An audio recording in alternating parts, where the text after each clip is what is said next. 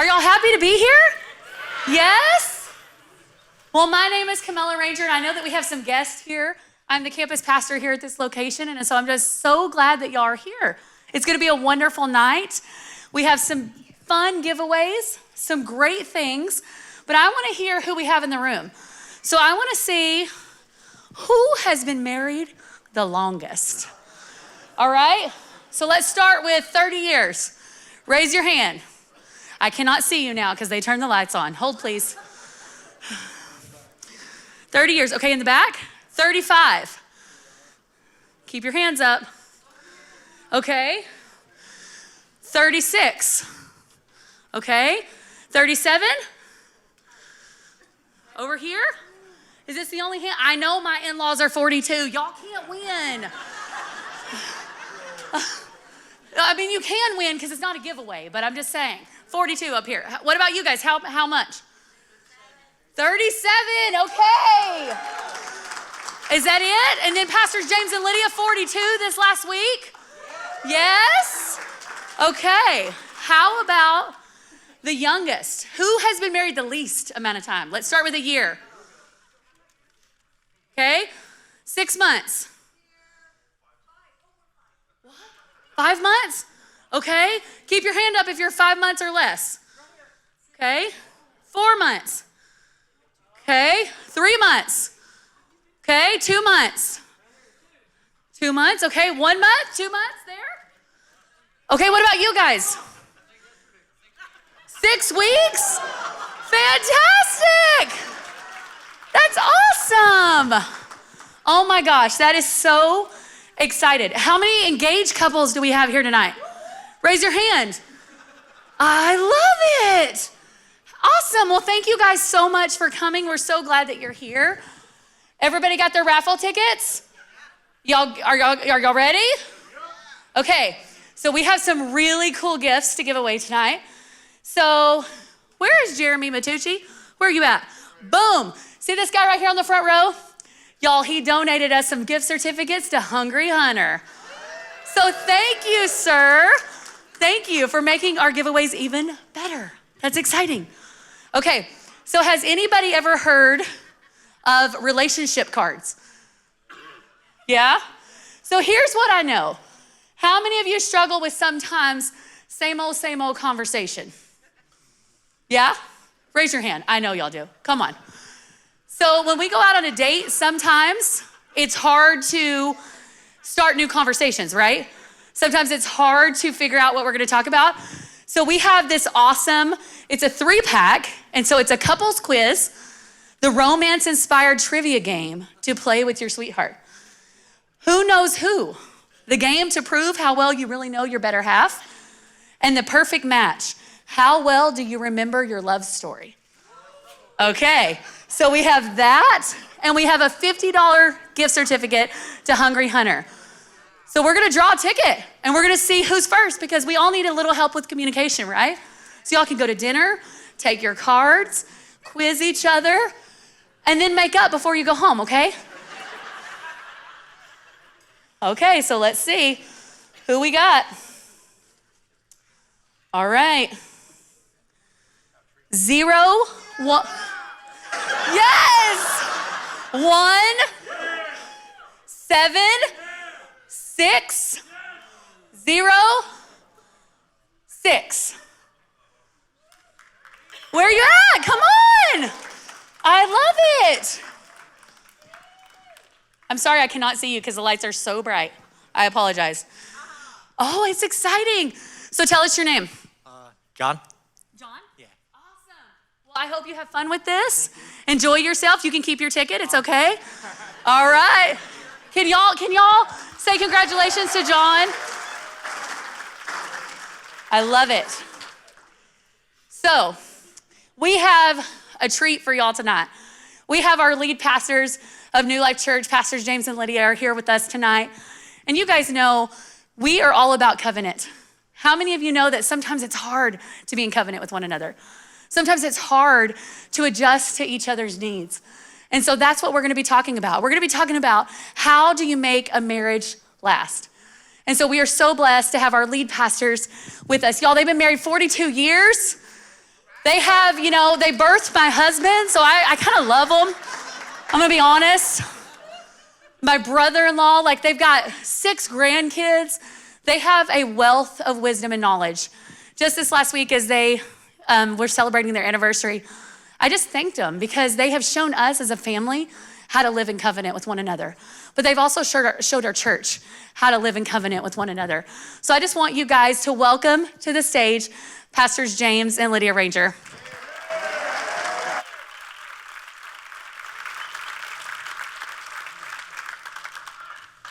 Thank you, ma'am. Well, good evening, everybody. We are so excited to be here this evening, and it's been,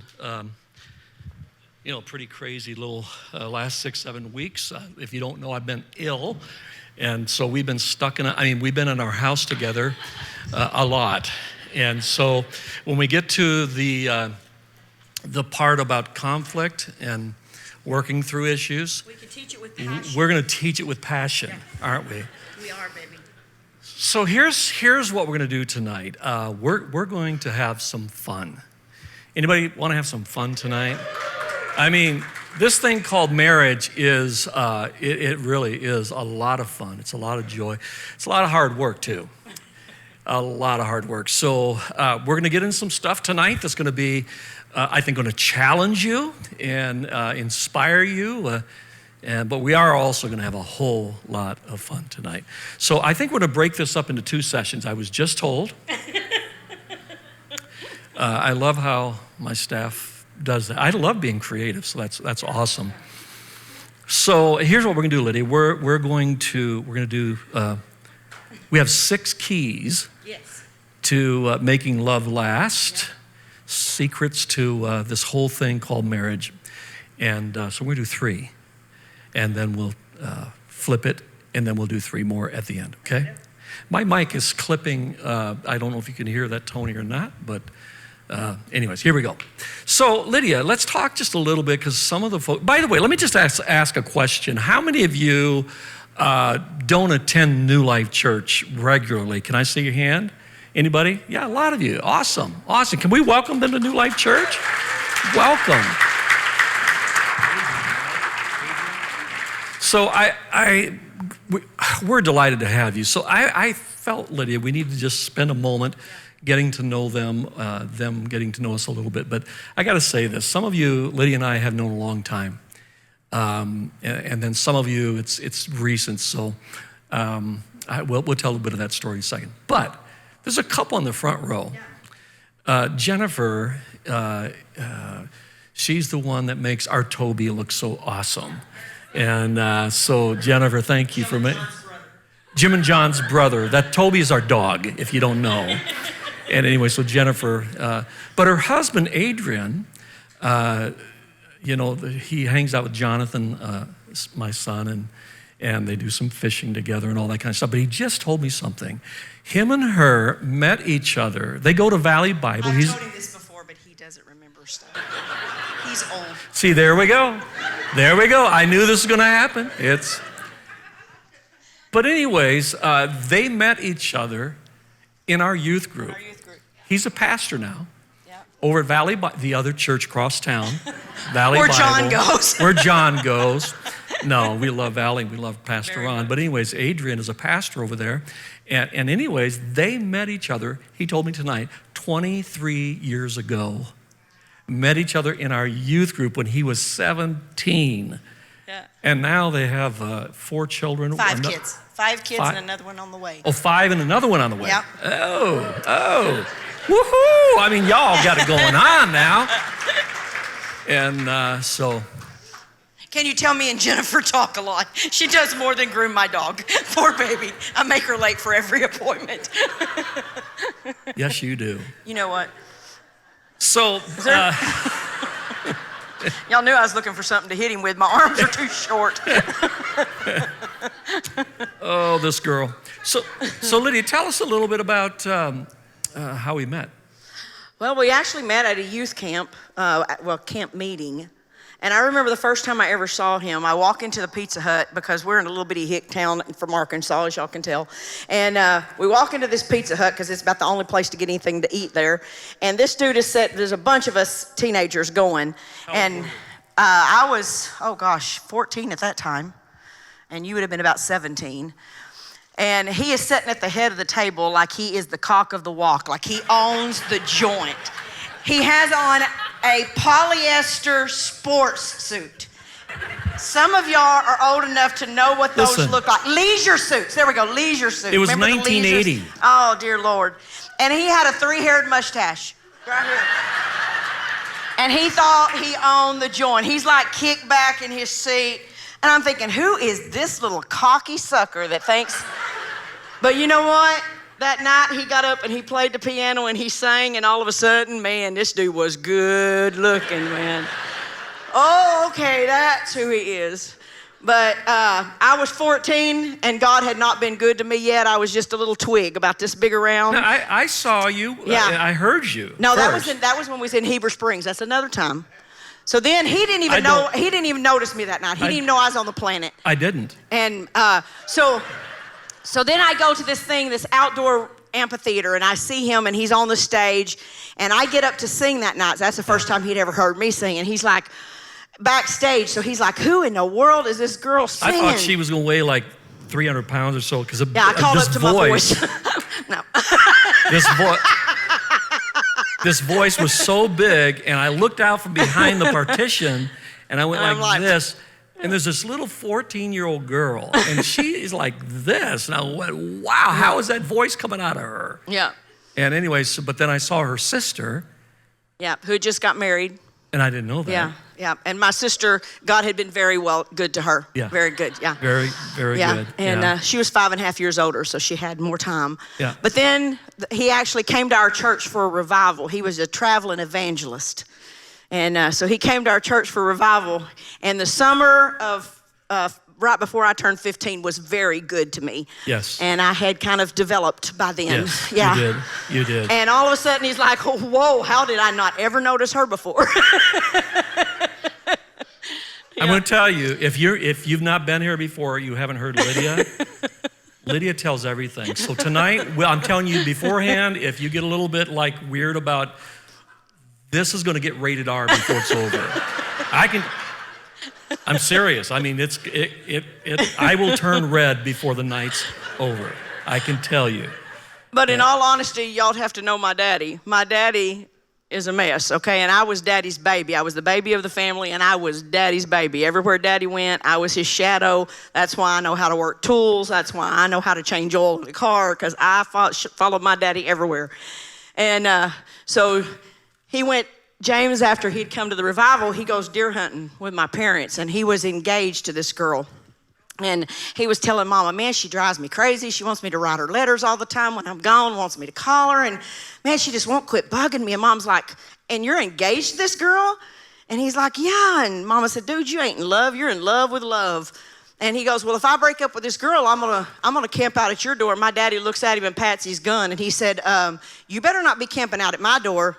And I ain't joking. And my dad's a jokester. And all of a sudden he got real serious. And needless to say, fast forward about a year, and he actually asked my dad at deer camp if we could get married. And I asked him that on the way out to the deer stand. So it's like 4 a.m, it's dark. It's just me and him in his truck. He's got a loaded 30-06 beside him like this. And I'm sitting over there and I said, hey, Thomas, I got to ask you the question. I want to marry your daughter. Because the rapture is going to take place, and we want to get married before the rapture takes place. I have prayed many times, Lord, come quickly.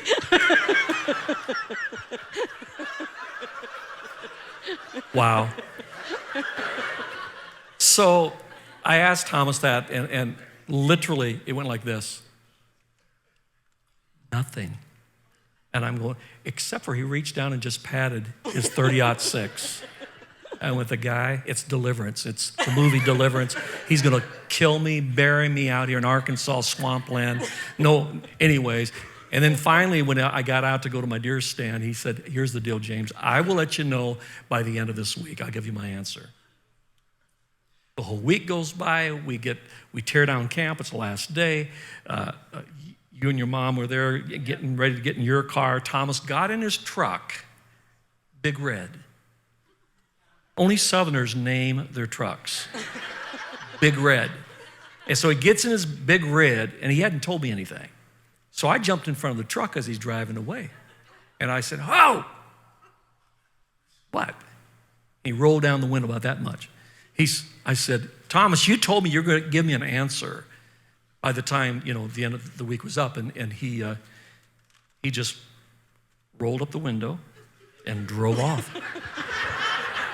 And I'm standing there waiting in the middle of the road, and I look back, I'm mad. I look back at Pat and Lydia, and I said, "He didn't give me an answer." And what did your mom say? She said, "Oh, yes, he did," because before, when he had asked my dad, 4 hours later, the answer was still no, after he had lectured James for 4 hours about why he could not marry his 16-year-old daughter, which I don't know why. I couldn't understand that. I mean, crazy, right? I was an old maid by then. Right. Yeah. I was just, you'd think they'd be glad I didn't marry my cousin or something, But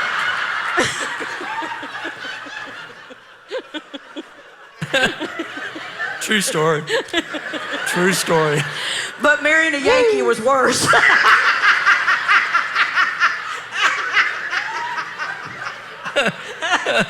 True story. Oh boy. So we get married, and that was in 1980.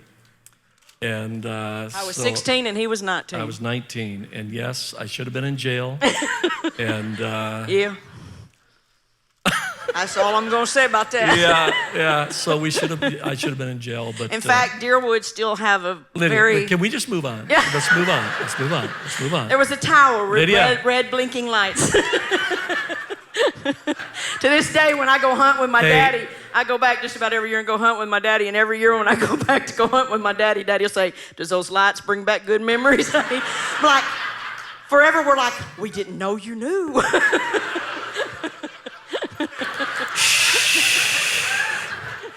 Tony, are you still back there in the sound? If I put my hand up, that just means. All right. 42 years. 42 years. So one thing I can say as we get started tonight is it takes a lot of effort. Great marriages don't just happen. They don't. They are worked out. There's lots of energy. You aim for unity. You aim for harmony. You do the hard work. And Scripture says this. In fact, I think they'll put it up on the screen, Philippians 2:2.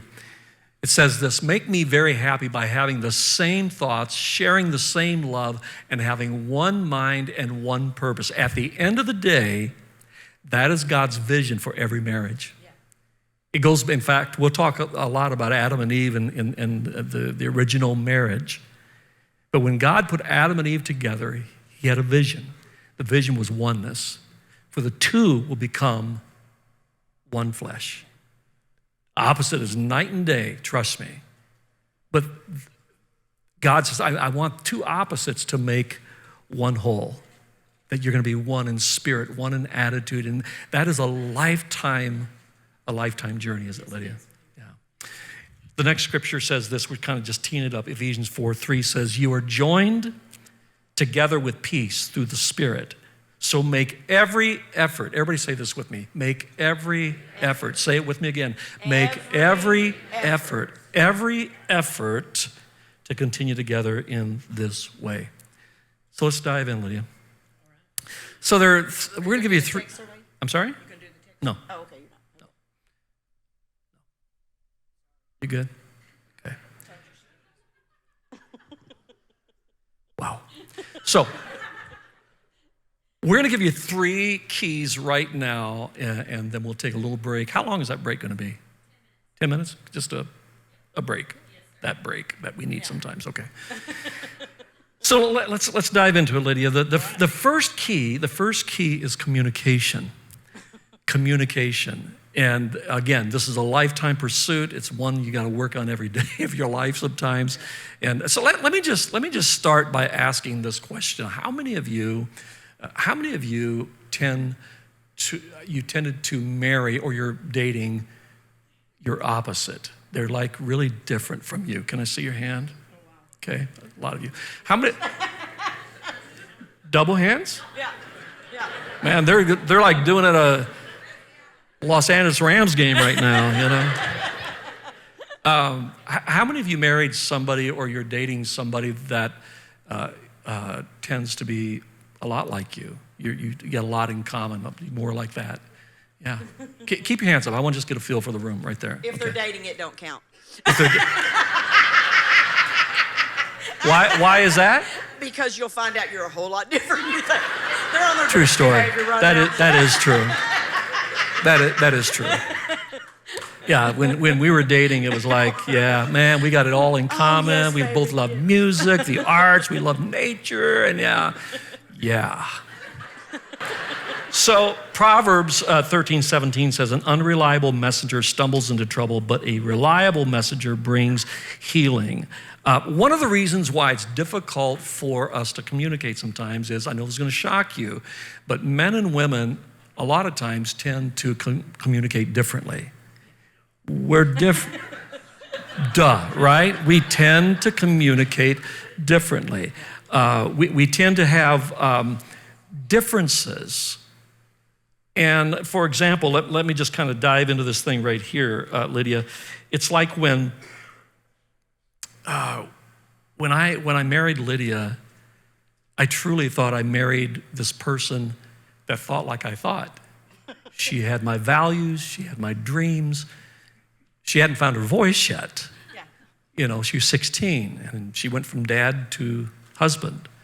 But around 25, somebody threw a switch. She found a voice. And all of a sudden she started telling me things that she didn't like. And I went, no, you've liked that for 6-7 years. You like that? No, I really don't. I'm like, whoa. What happened to my sweet, gentle wife? What happened to that person? And so anyways, but Lydia, you ladies really have us figured out. Way more than we've got you figured out. This is true. Because, like you say, men are like dogs. Men are like dogs. You've heard a woman say sometimes, man, he's just a dog. Well, there's some truth to this. You are a lot like Toby. This is true. Wow. I really do tell him that all the time. You do. So, Lydia, Yep. 10 ways men are like dogs. Why don't you give us the number 10? Oh, dogs can lay around all day sprawled on the most comfortable piece of furniture in the house. Yeah. Number 9, they can hear a package of food opening a half block away, but they don't hear you talking in the same room. Well, that's the truth. They do disgusting things with their mouth and then try to give you a kiss. Number 7, men are like dogs. They growl when they're not happy. Yep, that's Toby. When you want to play, they want to play. Yeah. And number 5, when you want to be alone, they still want to play. They are great at begging. Yeah, amen. Number 3, they will love you forever if you rub their tummies. This is true. Or a little lower.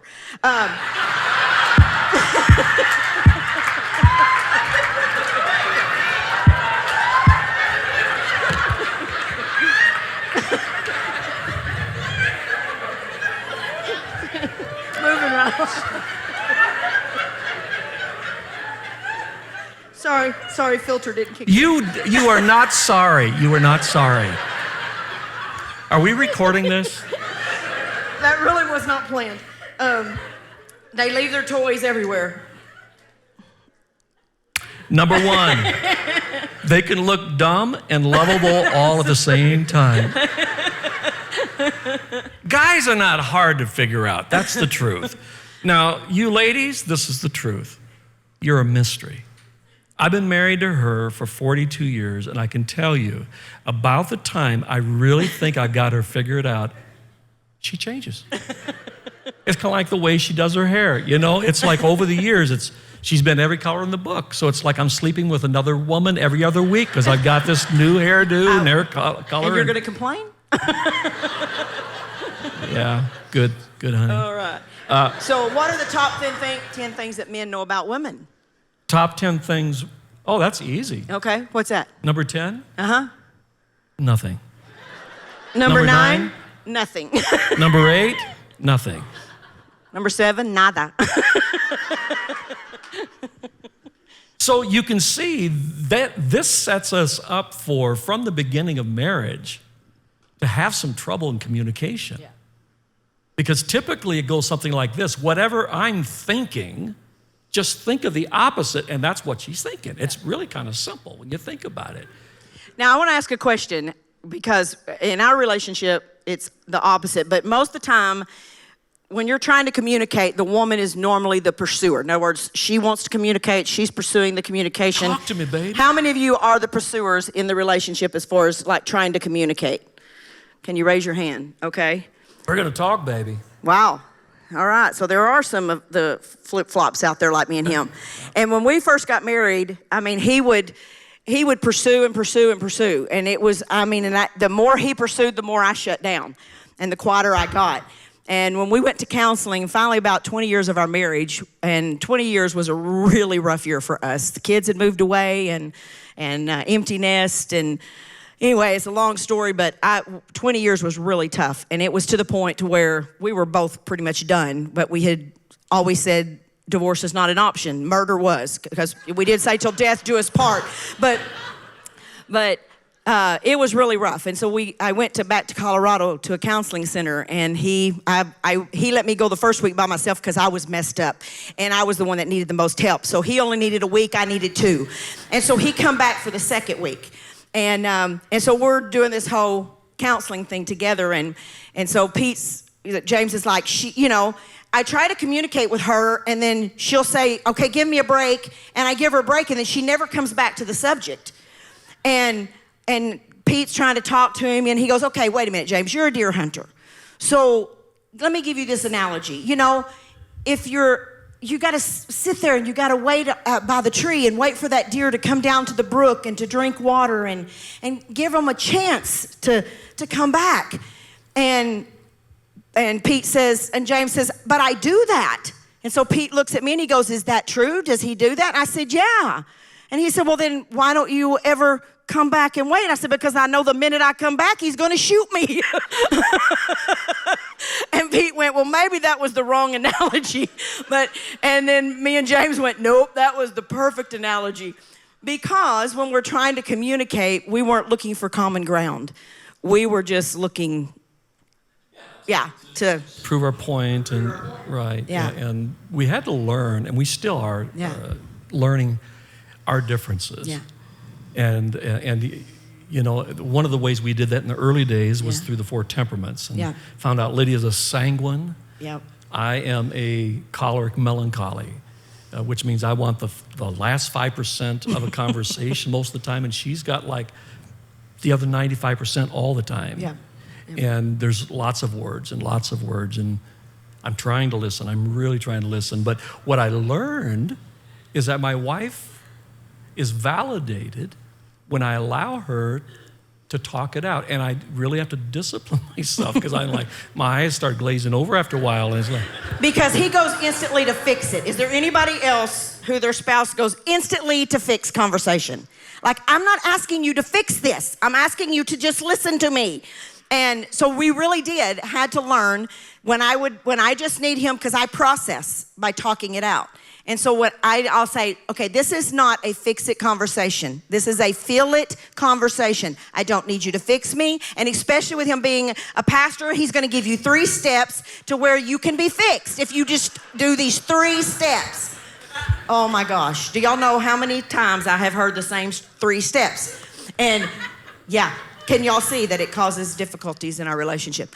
So we really have had to learn to say, this is not a fix-it conversation, it's a feel-it conversation. And I know we have a lot of fun with that, but that is a key that changed a lot of things for us. Because really, my phone rings when something needs to be fixed. It's what I do in my calling as a leader, as a pastor. You're called to fix things, right? Well, I thought that my wife wanted me to fix her. I didn't know that she really wanted me just to feel the moment and feel her heart. And seriously, maybe I'm the only person in the room this way, but when she says to me, hey, listen, I'm gonna tell you before I start, this is not a fix-it conversation, this is a feel-it conversation. I can throw that switch, lean back, and let her just go for it. And Don't let him fool y'all. Most of the time he can. wow. And where I know this is gonna really shock some of y'all, but I have a hard time listening sometimes because I sit with my answer running. Oh my gosh. Does anybody else do that? Oh, come on, I'm not the only one, right? No, she will finish the sentence for Because me. he don't talk fast enough. I mean, I already know where he's going, so I just make the conversation speed up, trying to help him. I'm a helper. It's what I do. So I'm just trying to help you along, I mean, she does it all the time. We need therapy. We do. We need some therapy on I'll this. do it to Jim, and Jim go, Mom, I know what I'm going to say if you will just be quiet and let me say it. I have mean kids and a mean husband. So, another, real quick, because we've got to move to the next point, Yeah. but another thing that we've learned over the recent history together is Enneagram. Yes. We did a conference here about it, but the Enneagram is so insightful. Where the 4 Temperaments is Yes. definitely insightful, but the Enneagram, I am a Enneagram 8, which is a protective challenger. And then Lydia is an Enneagram 2, which is a helper. And so she's always trying to help, but Enneagram 8s tend to be a little bit autonomous and need... And then I get really upset when you don't need my help. Come on. But I can help you, can you not? Yeah, but So I'm a little forceful. I don't need help. Yeah, but you do. See what I mean? No, she does. What a gracious gift Lydia has. I love it. About 60% of the time. Okay, so let's move on. One thing real quick, because I think it's one of the most important things, and I happened to say it this weekend, but also in communication, so many times we'll just say, well, it's the truth. In other words, I'm telling you the truth. But Pete, our counselor, told us, number one, he told us, I really don't mean to offend anybody, but he told me and James both that we were shitty listeners. Yeah. Excuse me, hold on. And we make shitty Holy Spirits. Yeah. Yeah. Ladies and gentlemen, I do not take any credit for what my wife just said. I'm just telling the truth of what our counselor said. Okay. Yeah. Caca. Okay, if you say it in Spanish and it makes you feel better, go ahead. Wow. So, was there a point to yes, that? I think there was. But so many times, if we're not careful, we will speak the truth and we can hurt with the truth. And Pete told us, he said, telling the truth without it being wrapped in love does more damage than a lie. Say it again. Speaking the truth without it being wrapped in love does more damage than a lie. We have to speak the truth with it wrapped in love. It has to be wrapped in love, because if not, and we are assaulting somebody with the truth, we literally block them from hearing the truth. So that's why it does more damage than a lie, because now we're like blocking them from accepting the truth. But to be clear, when we're saying speaking the truth in love, everybody has a different definition of love. Yes. When you're saying speaking the truth in love, it doesn't mean that you can't be passionate. No. Because if you're... That's very important. It is, because but you have to this is my deal. I have many times, I've gotten better, but I've got too much octane in what I'm saying. There's too much energy in what I'm saying. So she will say, hey, dude, pump the brakes a little bit. Yep. Bring your energy down just a little bit. And if I can't, I call a timeout, or she calls a timeout. We walk away from it, we'll come back. Then I can speak the truth as I see it. Yeah. But do it in a way that she can receive it. Because why would you just keep talking? Think about this. Why would you keep talking if they're not listening to you? You know what I'm saying? It's just like, they're not getting it. It took me years, decades to learn that. It's like, James, that's so dumb. It's the truth, and you're pontificating. You're preaching at her, and yet she's looking at me like, whatever, boy. She's from the South. Them Southern girls, they'll cut you. Don't go to sleep. They'll wrap you up in a sheet and beat you with a bat in the name of the Lord. Let's go to the next one. Do you want them to rate themselves? No. Okay. Man, you're just changing everything on me. Yeah, hey. You go ahead. Let's go to the next one. Woo. That's good. Number 2. The second key to making love last a lifetime is consideration. So the first one was communication. The second one is consideration. Simply meaning, and we've already touched on it a little bit, and that's simply being aware of what they're thinking, what they're saying, what they're feeling. How about this? Common courtesy. Yeah. Now that you see it when people first get married, there's common courtesy. But then over time, if you're not careful, we drive away before her legs are even in the car. Like, just give her a second. She'll get there, right? No, go ahead. Oh, you want me to roll? Okay, Yeah. I'll roll. Yeah. Ephesians 4:2 says, be completely humble and gentle, be patient, bearing with one another in love. So we've been married, as we just said, 42 years. So this last Monday, I believe it was, 42 years ago, we got up on our first. No, it was on a Wednesday, by the way. Sorry? It was a Wednesday night of our revival. Yeah. So the point being is 42 years ago on our honeymoon morning, we wake up and my lovely bride, 16 years old, decides she's going to cook us breakfast. We got snowed in on our honeymoon, so we never got to take our actual honeymoon. So we're in our little efficiency apartment that was 2 rooms. The living room and the kitchen was together, and the bedroom and bathroom were together. No separation. You had to lock them out of the bedroom to go to the bathroom. Thank you, honey. Yeah. It was So lovely. We were poor. we were poor. We had love. We had love, baby. So we woke up and she's going to cook us breakfast. Yep. And she goes in there and she makes pancakes and eggs. And they really looked good. Pancakes, brown. And I sat down to this mountain of pancakes, man, and poured the syrup and the butter. And I'm like, yeah, dog, this is going to be good, man. And I put my fork into it all the way down, and dough just oozed out. And I'm like, oh, shoot. What do I do? This is my first breakfast with my new wife. What do I do? What do? You eat them suckers. You eat them.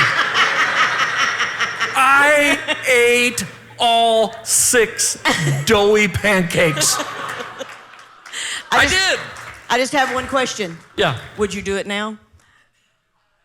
I would be kind. I would be kind, but I would say, honey, let's cook these a little bit longer. And No, that's why you just cook breakfast for me just about every morning now, don't you, baby? yeah, that's true. That is true.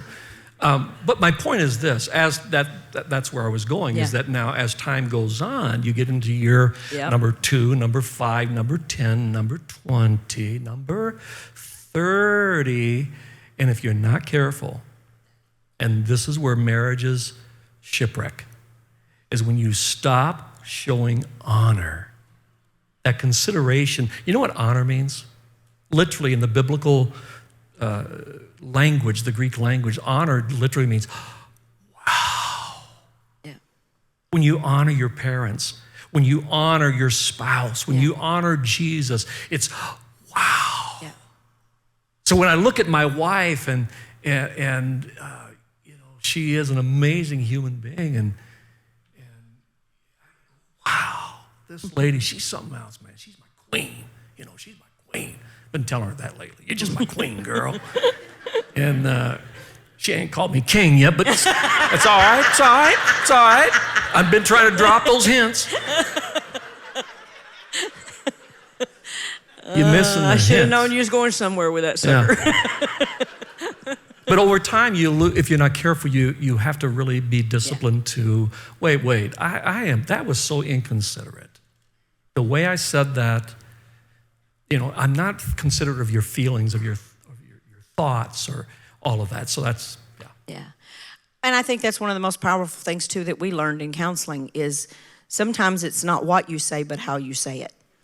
And I think that's simply being considerate. In other words, when you stop to kind of weigh your words and then consider how you say something. By the way, I got to say this. This is, because this has happened a number of times along the way. She doesn't deal with this as much as me in our relationship. She really is. Lydia's intuitive. She feels it. She is. She's a nicer person. In fact, she's telling everybody the reason why I'm still sick with this, whatever, the residue of the virus. She got over it in 2 weeks. She says, that's because I'm more holy than he is. That's really not true, but I do say that. I know it's not true, but you're telling everybody publicly. The whole universe has heard you say it. So. I just kidding, honey. Okay, so where was I going at? You said, Jesus. I don't know, but you're saying I was better at it than you. Yeah. That's where he's going. Yeah. We're not down to the sex talk yet. Just hold on. We are going to get there. And I don't want to do that. But here's what I'm saying, because I tend to be a man on a mission. Yes. I'm task-oriented, and if I'm not careful, and I've had to apologize to her. She'll tell you, but I've gotten quicker at it. And this is what I want to pass on to you. And it's not just men. I think it's ladies too sometimes. It depends on how you're bent. Mm-hmm. But there's times when I'm just too harsh. Again, too much octane in what I'm saying, or I'm not, just come on, Lydia, hurry up, finish that. Yeah, blah. And I have to come back later when I wait a second. By the way, the Holy Spirit will convict you. He will convict you. I've been so convicted so many times, and she'll tell you. I have to go back to her and say, honey, I am so sorry. Would you forgive me? I dishonored you. I was inconsiderate of your thoughts or your feelings. She told me something just recently. I'm not going to tell you what it was. But she did. I guess she was taking the place of the Holy Ghost, because she said to me, I got to convict you, man. No, but she told me something that I was doing in a way that made her feel dishonored. That's the last thing I want to do. But I started catching myself over the last couple of weeks. I'm going, yeah, I do that. So, good? When I get like that is on Sunday mornings when you've got the heat turned up and I'm trying to get ready and my face is melting off and my hair is wilting. Yeah, I can get really mean. I call him an old cold chihuahua and all that kind of stuff. And thank you, honey. yeah, I have to get considerate then. There's a third key, and then we're going to take a break, and that is compromise. Compromise. Compromise, and another word with that is conflict resolution. Yeah. This is key. This is like, I would say in the top 2 or 3 things, the most important thing we'll say tonight is that in our relationship, in our marriage, in our home, we have to learn to compromise. We have to learn to resolve conflict. And it takes a lot of hard work. It takes learning some skills, but it's worth it in the long run. 1 Corinthians 13, 4 and 5, and the Message says this. In fact, is it up on the screen? Okay, there we go. Let's all read this together out loud so we can just really get into it. Ready, go. Love never gives up. Love cares more for others than for self. Love doesn't want what it doesn't have. Love doesn't strut, doesn't have a swelled head, doesn't force itself on others, isn't always me first. Is that powerful? Very powerful. Yet our culture in America says it's really, I got to do what's best for me. Yep. That's the biggest lie I believe we believe, is I got to do what's best for me. No. We are called to do what's best for each other. And I think that's a big lie that we believe in our culture. 100%. It's all about me. And I got to make me happy.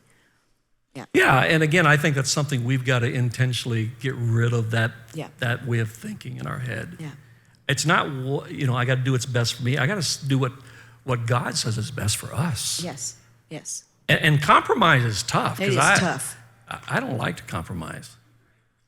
And neither do I. So y'all can see where the problem lies. As you can well tell, we're both really strong personalities. You're really strong. I'm pretty easygoing. I am. But when I believe something, honey child, I can evermore dig my feet in. And so through the years, as we even talked about this weekend, especially when it came to issues with our kids or certain things, I was raised with a certain amount of values, and he was raised with a set of values. And there were times our values clashed big time.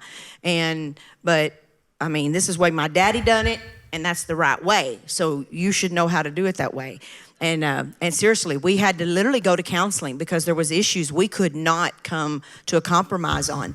And I want to encourage you, if you ever get to issues that you just cannot compromise on, do not be afraid to go to a counselor. Your marriage is worth it. Your children are worth it. Whatever the issue may be, it's worth it to do that.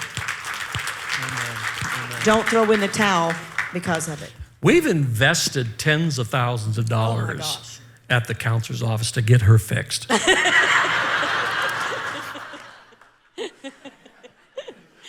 I am dead serious. I wish somebody would have told, this is so simple, but I wish somebody would have told me when we got married, because we didn't go to our first counselor for 11, 12 years. Yeah, I was in my early 30s, and I had my train wreck. That brought us to the counselor's office, but then it's all about you after that. But I wish somebody would have told me this in the beginning. Listen, try to work it out. Do the best you can.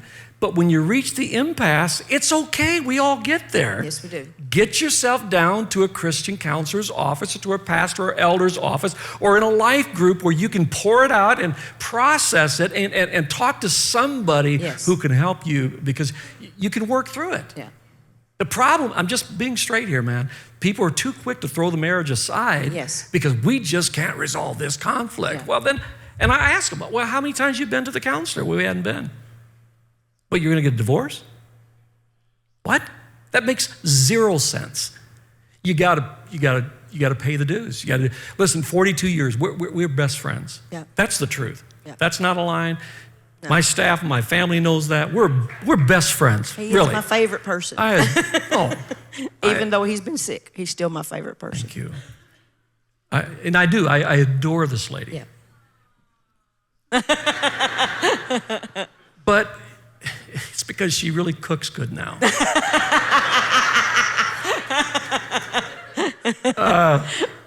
So I got to wrap this up because we need to take a break. But I need to say this. But it's because we did the hard work. Yeah.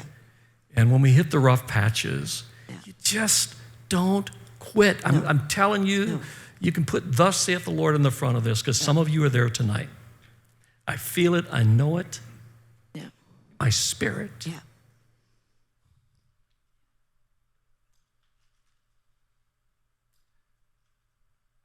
I felt this all day. Yeah.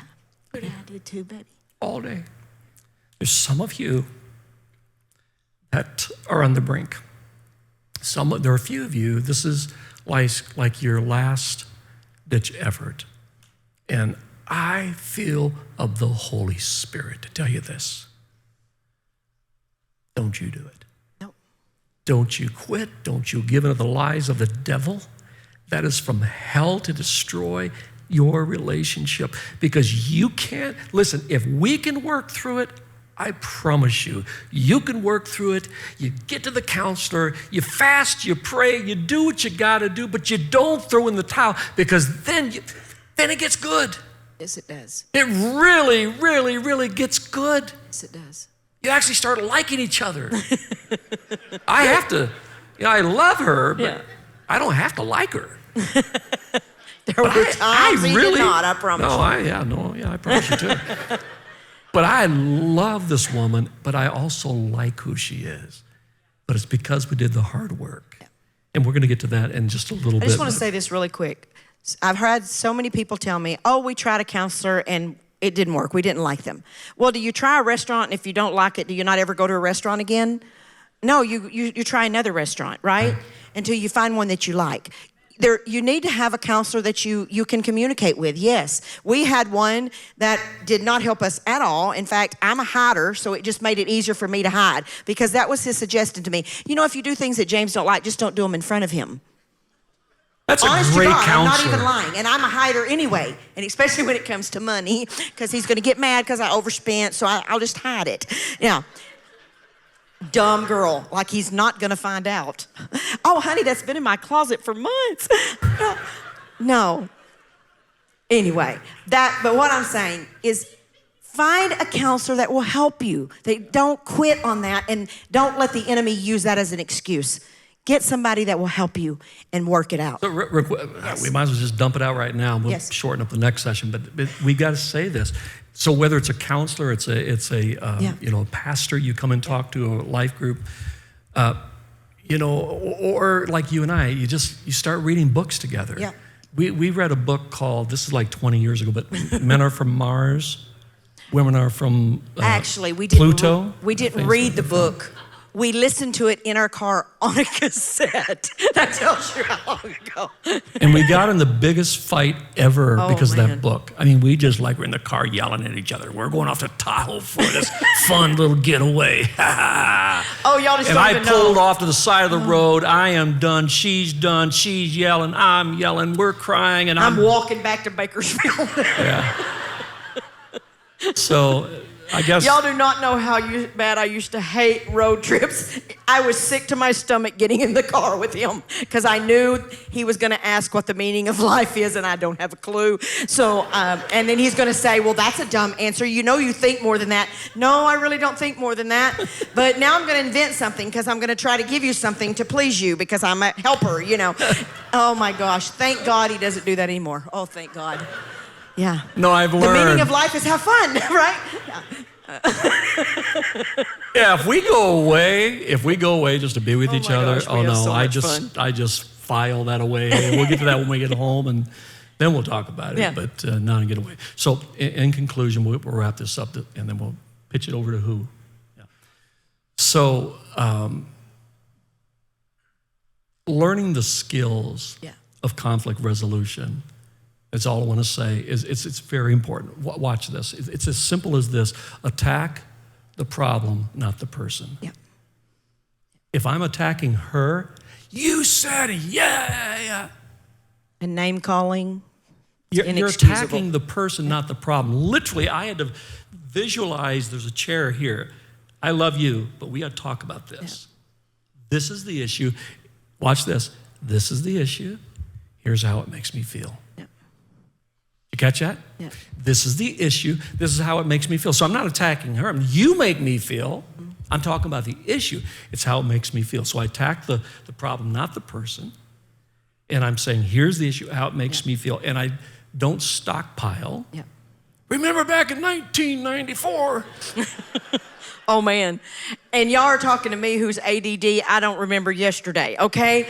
Which is wonderful. Unless it's an important detail, then I remember all the details. But I'm like 5 minutes later, I'm like, oh, wait a minute, we're supposed to be mad at each other, but I don't remember why we're mad at each other. He remembers it for days, like forever. No, I keep a count. It's a little ledger, Anyways, so, and here's the thing, because if you don't let the sun go down on your wrath, you keep short accounts. It keeps peace and harmony. You don't let stuff stockpile, and you sleep at night. Yeah. You get along. It gets sweet. Yeah. And you get to hang out together for 42 years too. Yeah. All right, we're going to take a little break, and then we'll come back. Hey, by the way, the next one is the sex talk, so come back. So really quick, before we release you guys to break, they actually hit on something that's really important to us here at New Life Church. They talked about finances. And that is one of the biggest struggles that we have in our marriages, right? Is financial issues. So New Life Church has come together, and we want to invest in your marriage in regards to finances. So here in the back of the room, here in just a second, when you go to your break, there are 2 tables. One is for Southwest Campus life groups, and one is for Northwest Campus life groups. But I just want you guys to know that on both tables, there's Financial Peace University information. You have all access. It is completely free to you. We want every single couple in this room. All you have to do is text FPU to the number on the document. They are holding them up. Jennifer, hold it up. I love it. You can go to that, and guys, everything that Dave Ramsey has for Financial Peace University is available to you. Yeah. It is beautiful. There is a simulcast that is also free to you if you sign up tonight that is called Marriage and Money. And they want you to come together like on a date night, because they break on the simulcast, and then they ask you to talk about it with your spouse. and they guide you through how to have these questions. So we want you guys to do that, as well as sign up for a life group. We have life groups happening at both campuses. And if you sign up for that, it's gonna take you to a Connect card. Just know that if these 2 groups don't work for you, there are other groups that are gonna be coming out on Sunday as well. But our marriage leaders at both campuses will get back to you, and they will tell you about all the groups that are available if this one doesn't work. I know that here at the Southwest campus on Wednesday night, Pastor Erica and Ronnie are gonna be leading that, and childcare will be available for you. So just so that y'all know that. Well, let's give away something fun. Are we ready? So, they were talking about compromise. They were talking about connection. And so we're gonna give away something fun right now. And it's called Date Night Ideas, 35 date challenges. So every card is different, and you get to scratch it off, and it will tell you what to expect before you scratch it off. And then it is going to challenge you to do something new, fresh, and out of the box. How many of us can use that? It's gonna be awesome. And then we also have another $50 gift card to Hungry Hunter. So you will win both of those things. And then we're gonna draw this name. Let's see who it is.